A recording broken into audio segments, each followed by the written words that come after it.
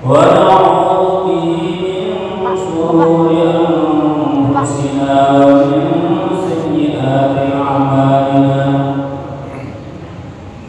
من يهد الله فلا مضل له ومن يضلل فلا هادي له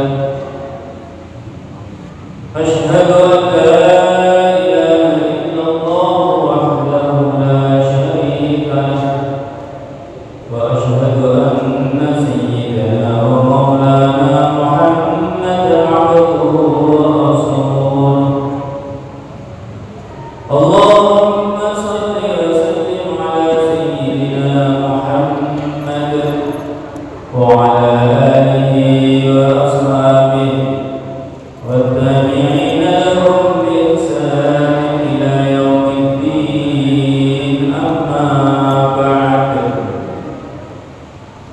فقد قال الله تعالى في كتابه الكريم إن الذين قالوا ربنا الله ثم استقاموا تتنزل عليهم الملائكة ألا تخافوا ولا تحزنوا وأبشروا بالجنة التي كنتم توعدون نحن أولياؤكم في الحياة الدنيا وفي الآخرة ولكم فيها ما تشتهي أنفسكم ولكم فيها ما تدعون نزلا من غفور رحيم ومن أحسن قولا ممن دعا إلى الله وعمل صالحا وقال إنني من المسلمين وقال النبي صلى الله عليه وسلم كل أمتي يدخلون الجنة إلا من أبى قيل من يأبى يا رسول الله قال من أطاعني دخل الجنة ومن عصاني فقد أبى أو رجع.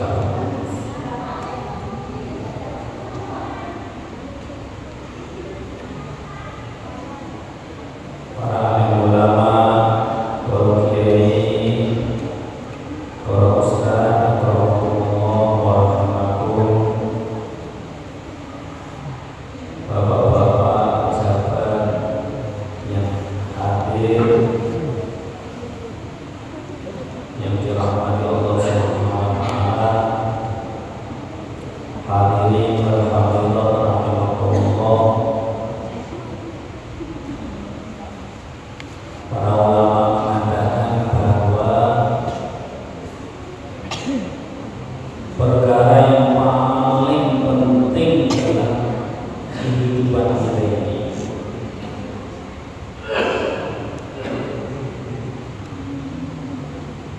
adalah hidayah.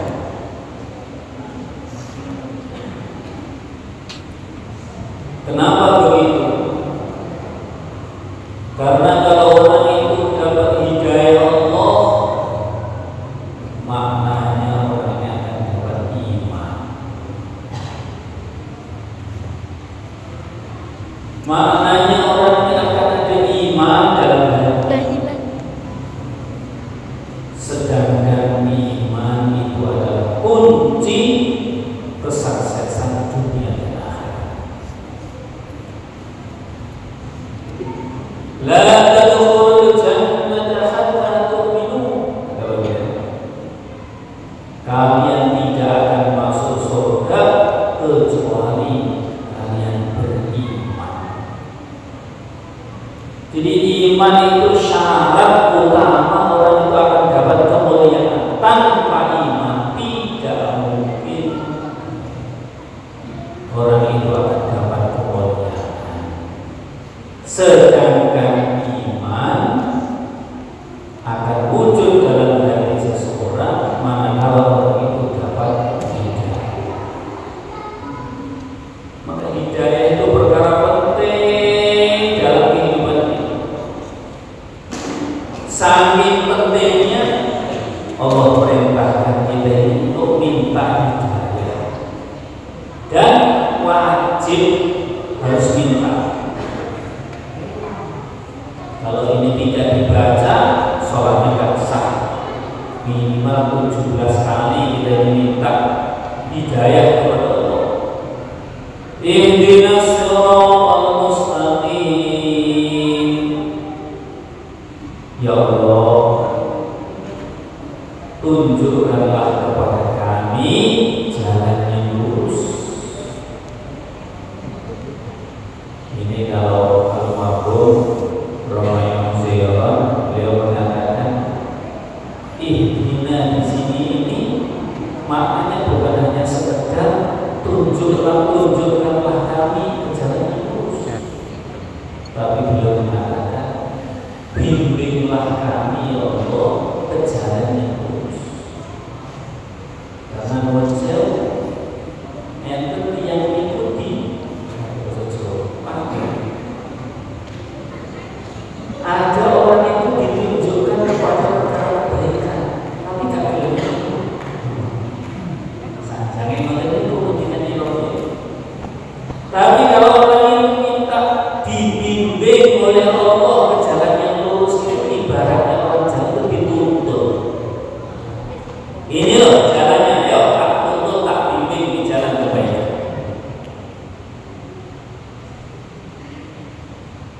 Jadi itu wajib hadirin yang dimuliakan oleh Allah, minta hidayah. Hidayah itu perkara penting. Apa itu hidayah? Nur. Dakhalallahu ila qulubi ibadihi allati syaa.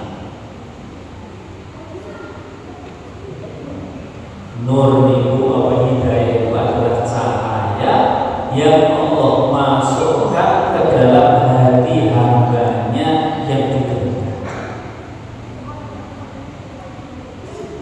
Maka kalau orang itu dapat hidayah, oh syukurnya itu yang Allah berikan kepada kakek kita Nabiullah Adam alaihissalam,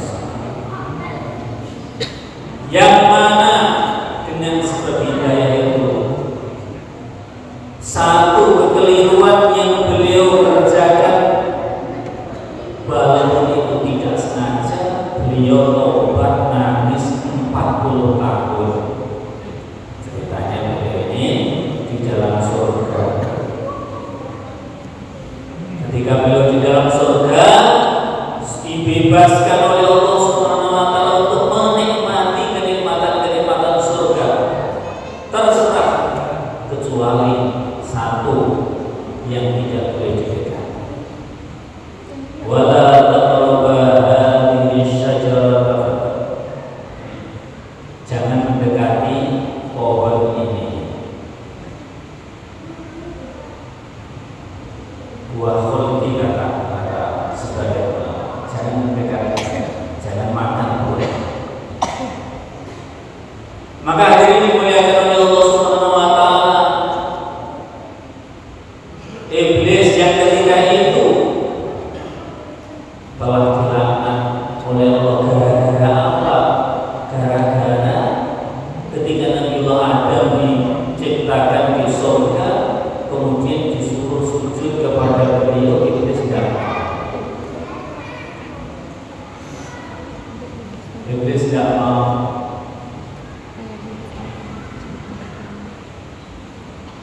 Jadi hadirin dimuliakan oleh Allah, Nabi Adam ini makhluk baru di surga. Iblis sudah lama, malaikat-malaikat diciptakan oleh Allah sudah lama. Ketika hadirin dimuliakan oleh Allah, Allah ingin menciptakan seorang makhluk yang akan dijadikan oleh Allah khalifah di bumi, dan ini sudah dikabarkan Allah akan menciptakan makhluk untuk jadi khalifah di bumi.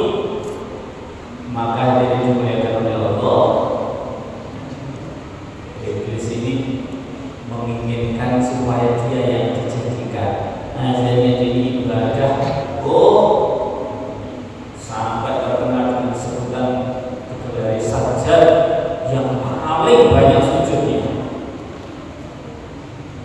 Jadi ketika Allah SWT putuskan Nabiullah Adam untuk dijadikan khalifah di muka bumi, Iblis disuruh sujud. Aba wastakbara wa idza qulna lil malaikati isjudu li Adam fasajadu illa iblis aba wastakbara wa kana minal kafirin. Ketika disuruh sujud tidak mau. Ketika ditanya, kenapa kamu tidak mau sujud kepada Adam ya Iblis? Maka jawaban ini akhirnya dilihat oleh jadi pelajaran buat kita semua. Maka Iblis mengatakan, ana khairun minhu. Bagaimana saya mau sujud kepada Adam? Saya lebih baik dari dia. Hadirin dimuliakan oleh Allah, ini penyakit yang luar biasa. Kalau ini sampai menjangkiti hati kita, ini bahaya. Anak khairun minhu, ini bahaya. Saya lebih baik daripada dia. Bagaimana saya suruh sujud sama dia? Dia diciptakan dari tanah, saya dari api. Hadirin dimuliakan oleh Allah. Pertama, Iblis dijelakkan karena dia tidak melihat siapa yang memerintah. Yang memerintah itu Allah.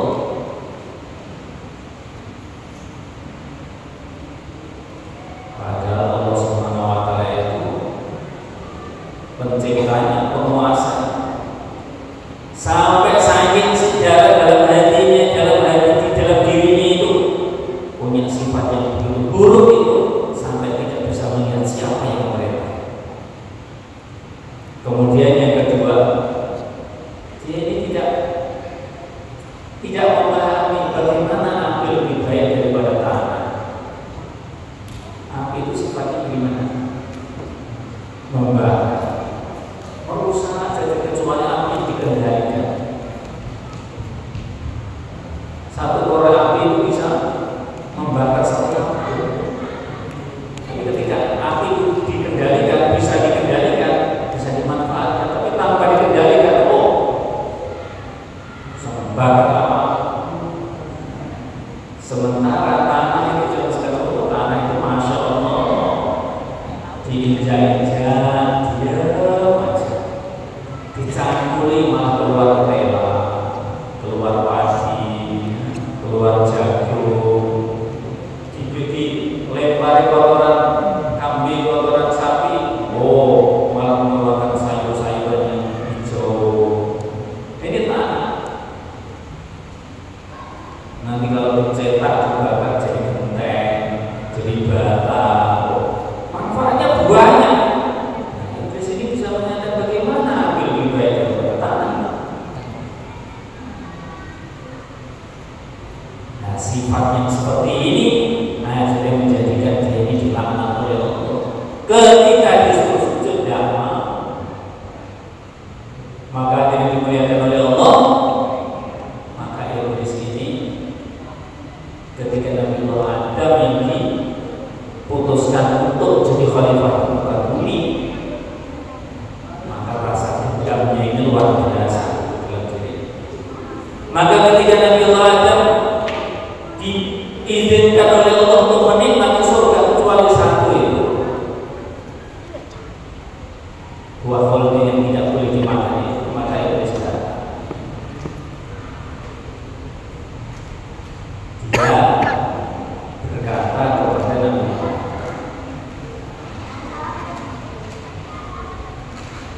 "Ma haruma rabbukuma an hadhihi syajarah?" Hei Adam, kenapa Tuhan engkau dengan istri beliau? Kenapa kok Tuhan engkau tidak boleh melarang engkau untuk memakan buah khuldi ini? Ya, saya tidak tahu. Melarang Allah ya sudah.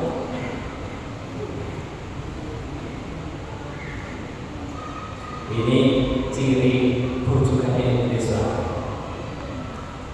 Mana aku rabbukum an hadhihi syajarah illa an takuna malakin atau takuna minal khalidin. Kamu itu dilarang melakukan ini itu. Sebabnya apa? Kalau sampai kamu makan, kamu nanti akan jadi derajat yang tinggi sampai melebihi para malaikat, ataupun kamu nanti akan kekal di dalam surga. Tapi kalau tidak kamu makan, kamu nanti akan keluar dari surga. Ini lakukan lakukan nasihat. Demi Allah, saya ini hanya memberi nasihat kebaikan saya kepada kamu. Jadi ciri khas bujukannya Iblis itu apa? Ciri khasnya menakut-nakuti manusia itu kalau amal agama sengsara. Kalau melanggar agama enak, itu cirinya. Lalu buah ini sudah dilarang oleh Allah, tapi dibalik kata-katanya itu dibalik sama Iblis. Itu kalau kamu tidak makan, sengsara, kamu keluar dari. Tapi kalau kamu makan, kekal nanti. Jadi dibalik. Ciri khasnya begitu. Makanya ini awal ini kok kita itu kok enek bisikan-bisikan. Namanya agama tenan Quran. Ya itu, dan itu bisikan Iblis. Tenang itu. Kalau kita ini menganggap bahwa dengan mengamalkan agama kok ada apa itu namanya mendatangkan bahaya buat kita, ini berarti bisikannya. Kalau melanggar agama itu menjadikan kita ini mulia, itulah bisikannya.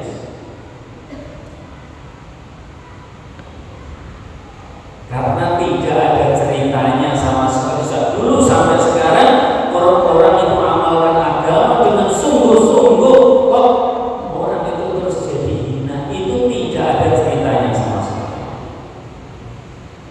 Tapi kalau orang itu berpegang teguh dengan agama Allah, pasti mulia. Yang ini ada ceritanya.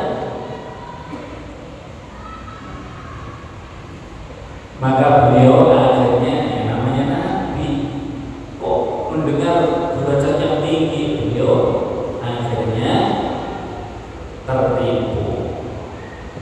Bukan disengaja, tidak sengaja.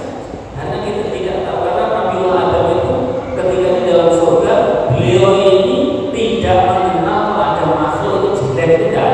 Nanti surga baik semuanya. Akhirnya beliau makan, ternyata memang itu sudah keputusan Allah. Beliau akan diturunkan ke muka bumi untuk jadi khalifah. Beliau diturunkan ke muka bumi, hadirin yang dimuliakan oleh Allah. Setelah makan roti itu, beliau akhirnya perutnya agak sedikit sakit. Mari sana, mari sini. Ditanya oleh malaikat, kenapa ini perut saya sakit, ada sesuatu yang perlu dikeluarkan. Maka malaikat berkata, di surga tempatnya tidak ada, adanya di dunia. Kata orang-orang itu akhirnya beliau diturunkan ke dunia. Hadirin dimuliakan oleh Allah, dengan beliau akan dijadikan khalifah oleh Allah di muka bumi dengan berbekal 100 kekeliruan, dan itu tidak disengaja oleh beliau. Beliau nangis 40 tahun tidak begini. 40 tahun tidak begini.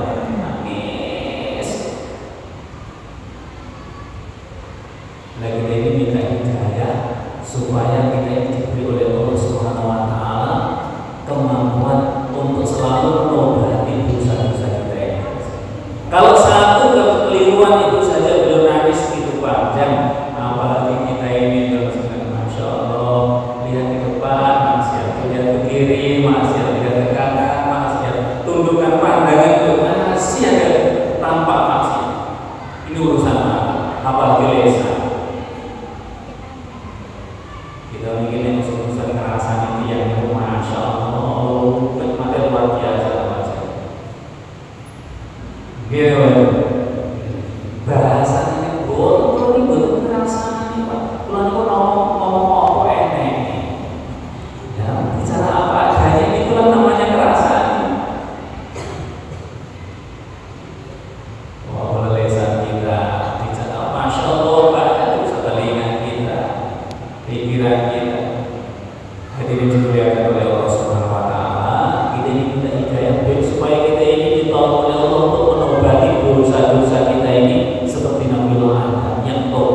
taubatan nasuha yang sesungguh-sungguhnya. Bagaimana? Insyaallah diri. Karena masalah kita dengan Allah itu cuma satu, ini masalah dosa. Kalau ini sudah diampuni oleh Allah, beres. Tapi kalau sampai ini tidak diampuni, oh masya Allah. Faman ya'mal mithqala dzarratin khairan yarah, wa man ya'mal mithqala dzarratin syarran yarah. Kalau sampai tidak diampuni, oh sedikit saja ini balasannya luar biasa. Maka kita ini duduk di sini bersama-sama untuk taubat kepada Allah, minta hidayah supaya bisa nobati dosa-dosa kita ini dengan sesungguhnya. Bagaimana? Insyaallah sekalian. Kita minta hidayah seperti yang Allah berikan kepada Nabi Nuh. Nabi Nuh itu diriwayatkan umurnya lebih berlebih. Nabi yang paling panjang umurnya. Ada sebagian ulama menyatakan umur beliau itu 1.400 tahun. Beliau dakwah 950 tahun. Diangkat jadi nabi kurang lebih umur 500 tahun. Jadi 1.450 tahun. Jadi hadir dimuliakan oleh Allah, bisa kita bayangkan beliau ngajak kepada orang kepada kebaikan lamanya 950 tahun, itu pun yang ikut beliau cuma 80 orang. Sehingga kalau rata-rata setiap 12 tahun dapat satu pengikut. 12 tahun sekali dapat satu pengikut. Masya Allah. Sabar ya bapaknya. Awal diri itu loh, akhirnya ngajak kita nanti pisang kapok guys. Baru ngajak satu orang, dua orang, orangnya membeli begitu wes kapok wes. Nggak sangat jarang baru kepikiran. Akhirnya itu, masya Allah kita nih, Nabi Nuh, inni da'utu qaumi laylan wa nahara, falam yazidhum du'ai.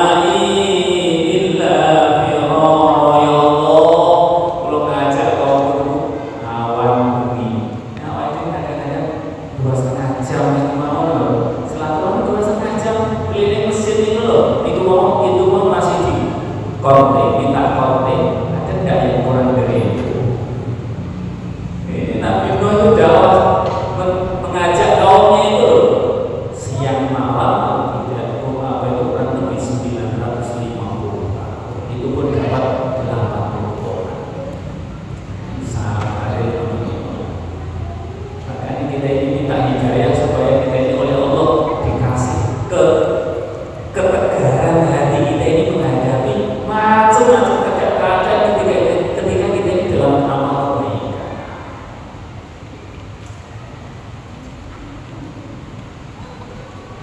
Akhirnya setelah 950 tahun Allah kasih wahyu kepada Nabi Nuh, wahai Nuh, sudah tidak ada lagi umatmu yang beriman kecuali hanya sedikit itu saja. Setelah Allah kasih wahyu begitu, baru Nabi Nuh berdoa, Rabbi la tadhar 'alal ardi minal kafirin dayyara, innaka in tadharhum yudillu 'ibadaka wa la yalidu illa fajiran kafara. Gusti, ya Allah, kalau memang sudah tidak ada orang yang beriman lagi, ya sudah, habis saja semuanya itu orang-orang kafir itu. Paling-paling kalau dipelihara, paling-paling akhiratnya kafir lagi. Terus habis saja.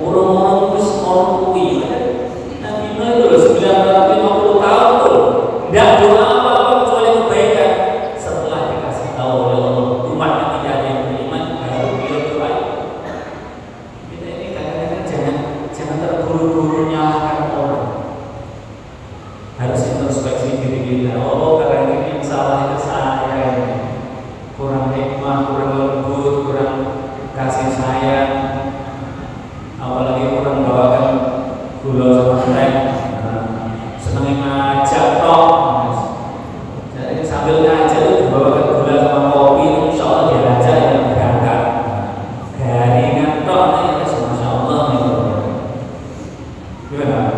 Cocok kan? Bawakan gula, bawakan gula, kopi, apalagi bawakan panggang satu gitu. Langsung itu nanti. Ya coba pergi ke masjid ya, jadi lain gitu. Tidak kegaringan, nggak pakai apa-apa. Sini munas kertas atau penagih nyeneni, sekali jalan.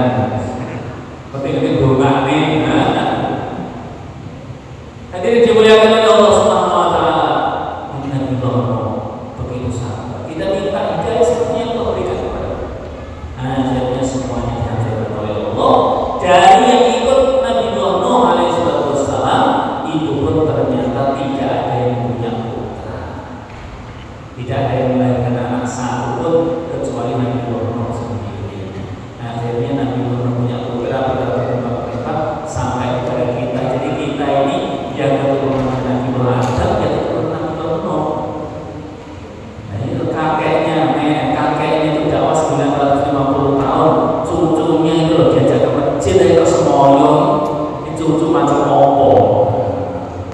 Coba jangan dianak ini awal-awal itu. Mbahnya itu loh dakwah 950 tahun, siang malam, cucunya loh diajak keluar 3 hari aja lari sana lari sini. Ini awal itu belum mikir itu jadi iblisin Pak. Harusnya kita malu dengan pendahulu-pendahulu kita. Hadirin yang dimuliakan oleh Allah Subhanahu Wa Taala, kita minta hidayah seperti mana yang Allah berikan kepada Nabi Ibrahim alaihissalam.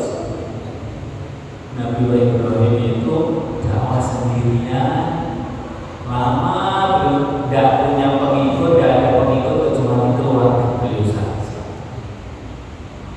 Masya Allah, itu yang dihadapi siapa? Yang dihadapi Namrud, raja yang aku jadi Tuhan. Oh, bengisnya luar biasa. Akhirnya yang dipilih oleh Allah hari-hari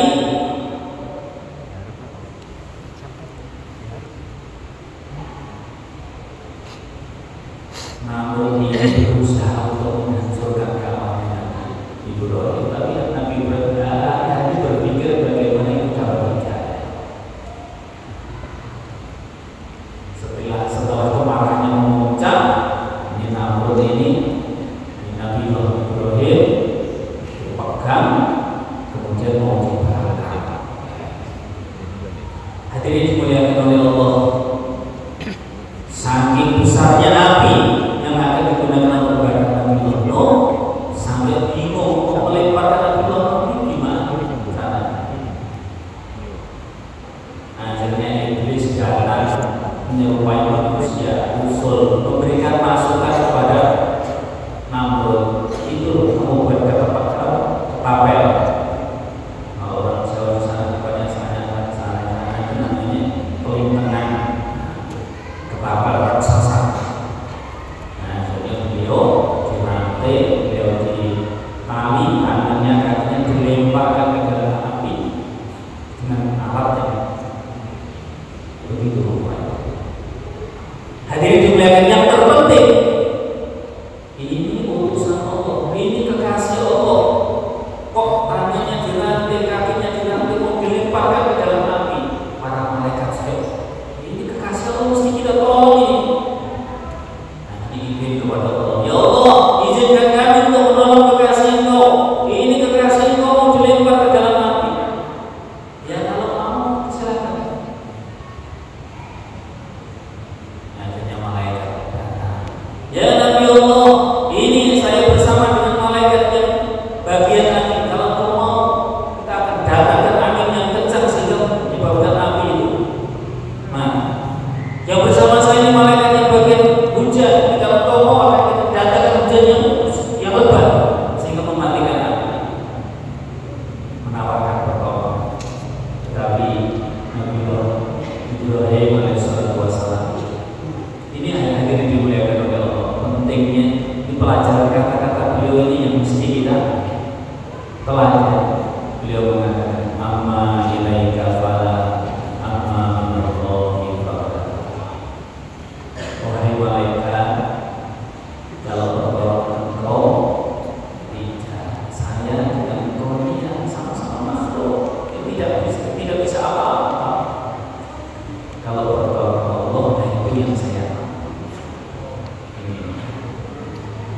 sudah dalam keadaan berikan pertolongan, oh masya Allah itu dimuliakan oleh Allah. Jangankan harus menurunkan hujan di sebul sekali, sebulan malaikat, satu malaikat selesai itu sudah. Nah, jadi yang dimuliakan oleh Allah, tawaran-tawaran malaikat tidak ada satupun yang menerima. Jadi yang dimuliakan oleh Allah, kita minta hidayah kepada Allah supaya Allah berikan kepada kita ini hidayah yang setiap menghadapi permasalahan itu tidak menoleh makhluk sedikit pun. Tawajuh kepada Allah, sambat kepada Allah, merengek kepada Allah, mengeluh sesuatu, mengeluhkan sesuatu hanya kepada Allah, karena memang selain Allah itu tidak bisa apa-apa. Selain Allah itu tidak ada apa-apa, maka tidak bisa berikan manfaat dan menurut apa. Hadirin dimuliakan oleh Allah, matanya ada dalam kepala kita, tapi kalau sudah Allah datangkan makhluk namanya ngantuk, siapa yang kuat menahan?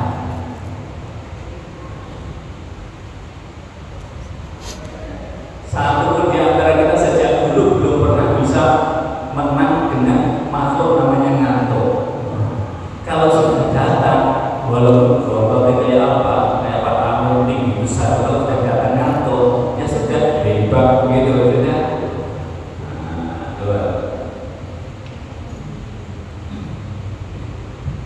Allah, makhluk tidak bisa apa. Tapi Ibrahim memberikan pelajaran kepada kita. Sementara kita ini diperintah oleh Allah, Ibrahim supaya mengikuti milahnya Nabi Ibrahim.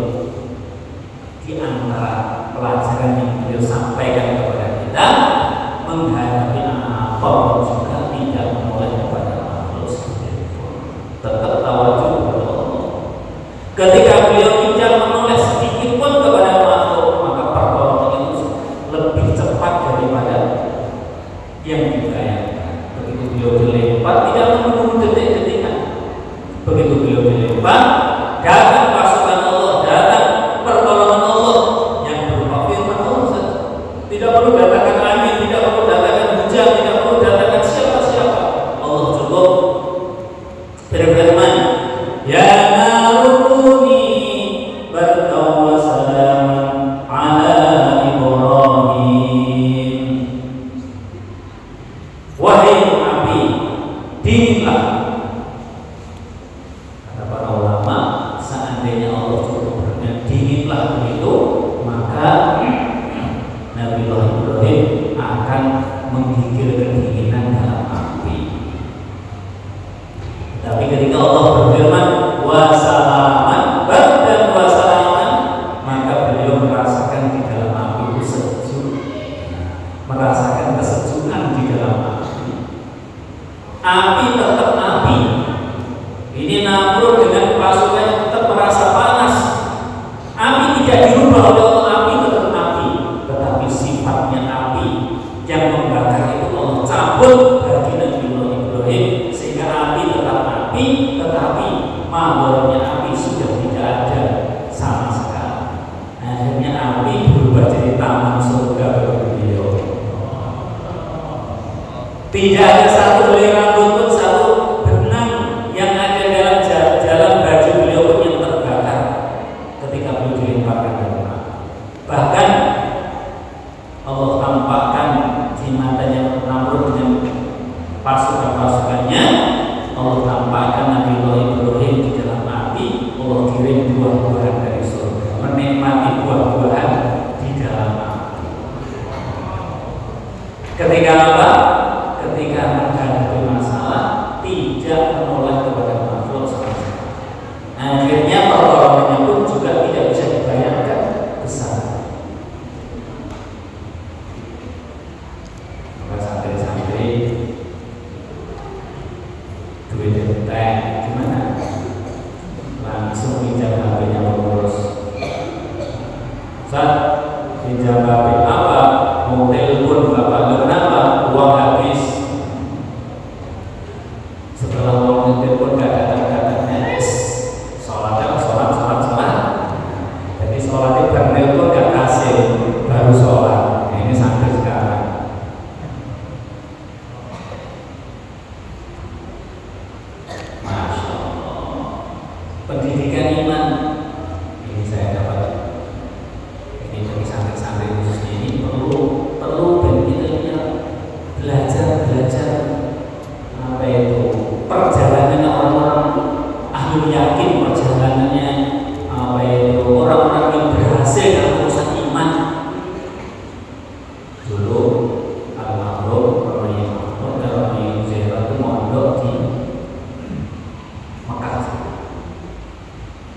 Beliau cerita ketika uangnya habis, terus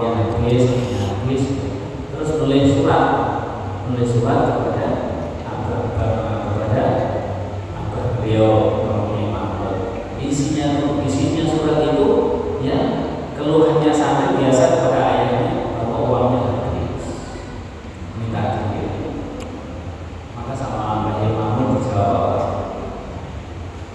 uang habis minta kepada saya, memangnya saya ini Tuhan?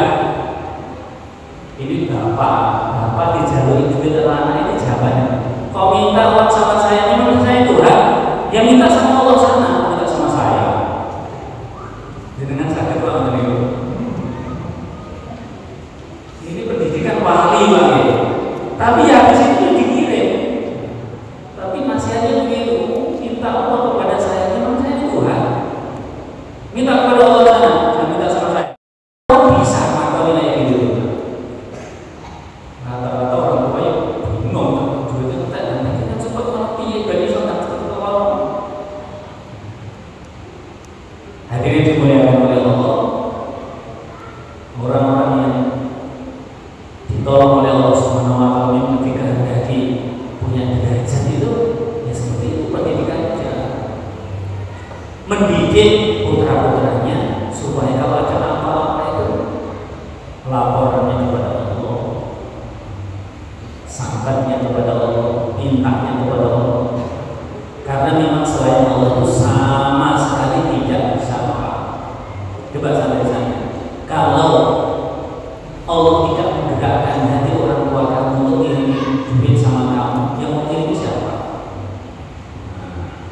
Orang tua mau ngirimi anaknya itu loh, karena Allah letakkan dalam hatinya itu sifat sayang kepada anak.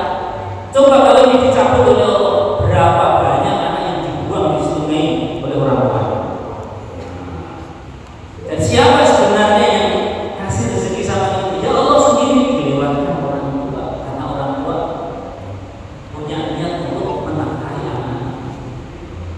Tetap saja yang menggerakkan siapa? Ini pendidikannya Nabi Ibrahim. Hadirin dimuliakan oleh Allah, kita minta hidayah seperti yang Allah berikan kepada Nabi Musa menghadapi penguasa begitu kejam yang beliau sendiri yang pernah punya masalah dengan Fir'aun. Sudah kecil, masih bayi, belum lahir itu sudah dikejar-kejar. Fir'aun itu 400 tahun berpuasa, saking sombongnya cerita Tuhan itu oleh Allah ini dikasih istri 200 juta itu dengan Jawa ini itu namanya dilulu itu terus mungkin Allah mungkin sekedar dimanja dilulu itu sekolah dilulu itu sampai 400 tahun tidak pernah sakit, pilek aja enggak. Padahal menentang Allah luar biasa, sampai jadi Tuhan. Apa namanya? Ngaku jadi Tuhan.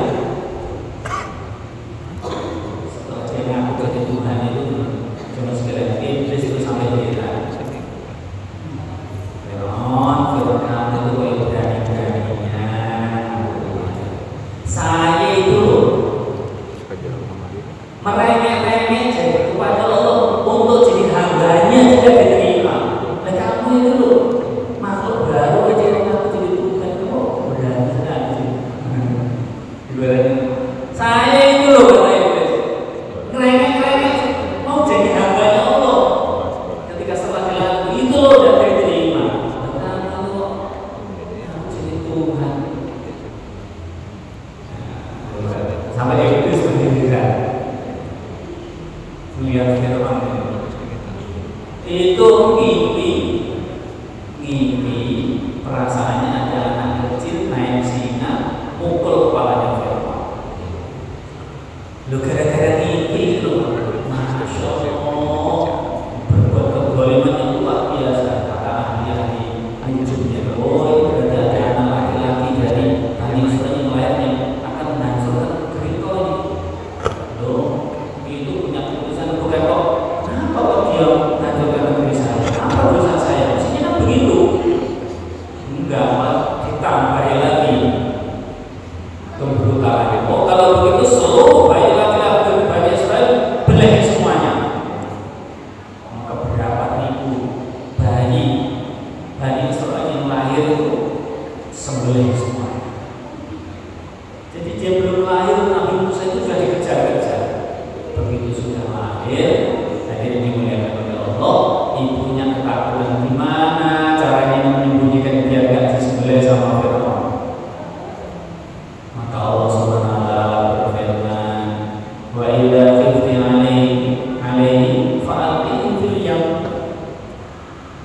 Kalau kamu takut anak nanti di apa-apakan oleh Fir'aun, kamu buang ke sungai. Ini perintahnya itu aneh, perintahnya aneh. Kudu ini kan didelik yang itu disembunyikan di mana? Udah, kalau kamu takut bahwa anak nanti akan ditangkap oleh Fir'aun, kamu buang ke sungai. Kan sama saja loh. Logikanya itu sama saja, loh, ditangkap dan dibuang sama-sama hilang loh. Tapi ibunya Nabi Musa ini akhirnya diletakkan kotak dibuang ke sungai.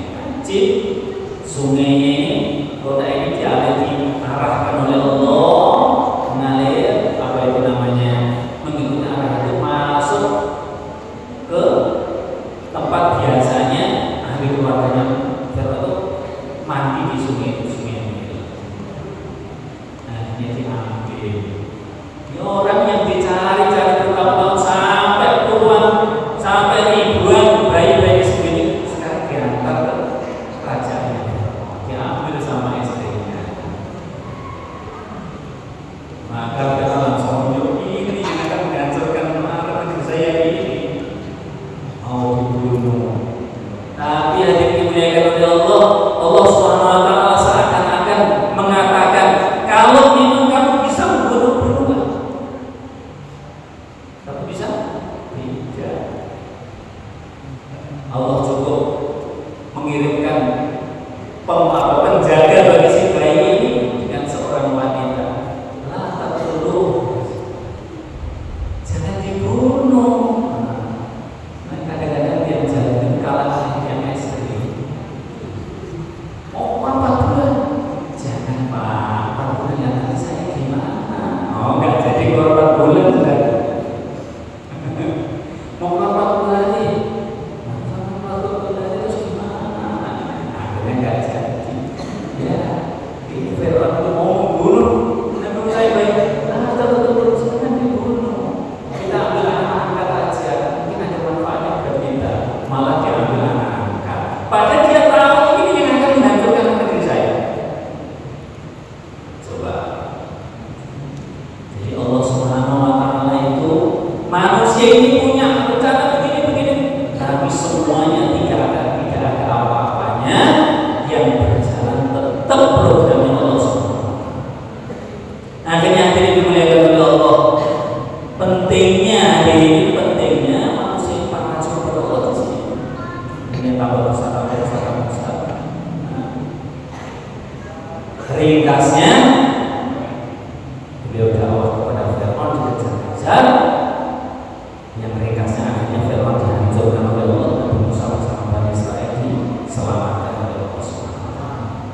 Tapi hadirin dimuliakan oleh Allah, Nabi Musa telah dikasih pelajaran yang besar oleh Allah Subhanahu wa taala sebelum dia jadi nabi. Dan setelah beliau jadi nabi, kasihkan pelajaran-pelajaran besar. Tongkatnya dilompat jadi ular.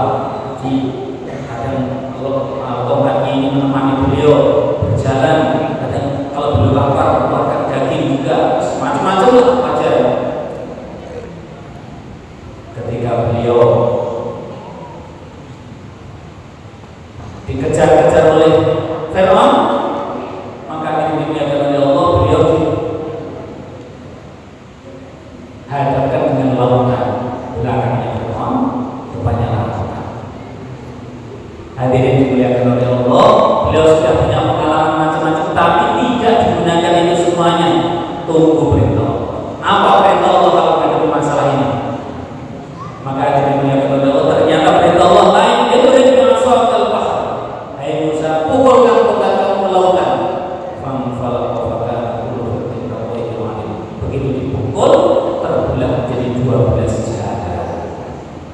Terbelah menjadi 12 jalan. Bani Israil itu 12 suku. Akhirnya 12-nya melanggar masing-masing jalan, satu sama lain saling melihat.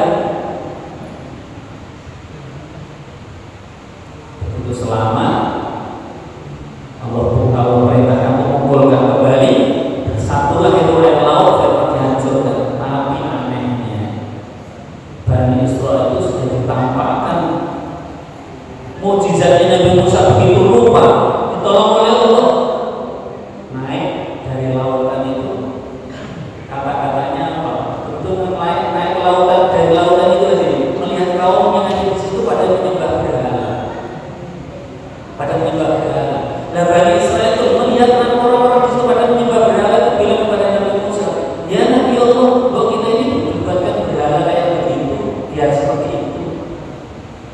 Padahal itu baru ditolong dari kejarannya Fir'aun.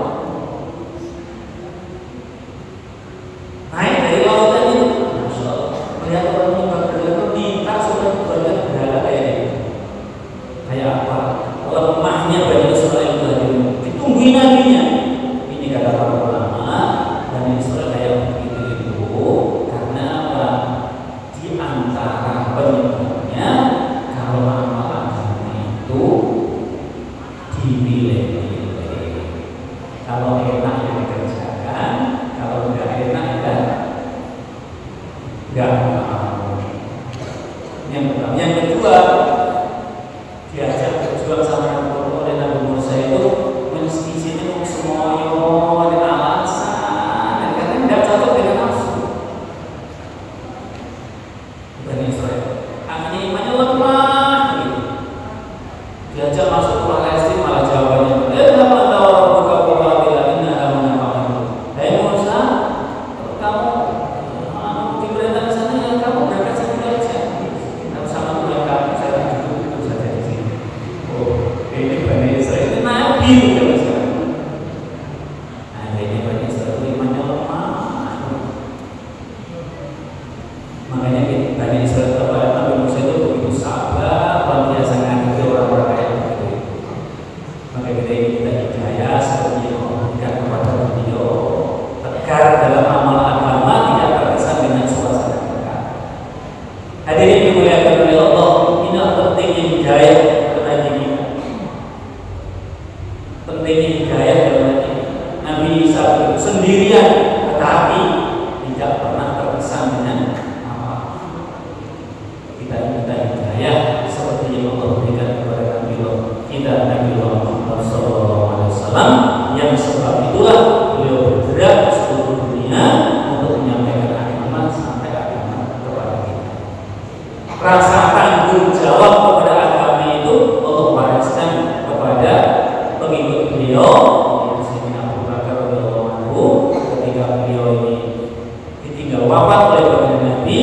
Sayyidina Abu Bakar diangkat jadi khalifah, terjadi kemerosotan di beberapa tempat. Beliau mengatakan, ayat Rasulullah wa an-hayy, apakah agamanya akan berkurang, dikurangi selagi saya masih hidup? Tidak. Ini rasa tanggung jawab yang Allah berikan kepada Sayyidina Abu Bakar setelah dididik oleh Rasulullah di dalam perjuangan. Maka dimuliakan oleh Allah, kita ingin bagaimana tanggung jawab yang Allah berikan kepada beliau Sayyidina Abu Bakar ini diberikan kepada kita. Kalau ada tetangga kita belum sholat, apakah saya ini nanti akan bagaimana saya nanti kalau ditanya oleh Allah mengenai tetangga saya kalau saya tidak ajar?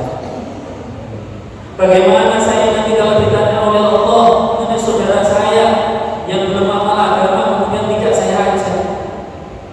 Bagaimana saya nanti kalau ditanya oleh Allah umat ini tidak mengamalkan agama kemudian saya ditanya oleh Allah, bagaimana nanti jawab saya? Ini Sayyidina Abu Bakar itu. Pada zaman Sayyidina Abu Bakar itu cuma ada orang, masalah yang beliau hadapi, sebagian orang tidak membayar zakat, sebagian orang keluar dari agama, sebagian kecil. Maka beliau mengatakan kalau di zaman Nabi ada orang bayar zakat unta dengan talinya, kalau zaman saya kok bayar unta saya talinya tidak, tak perani. Ini saya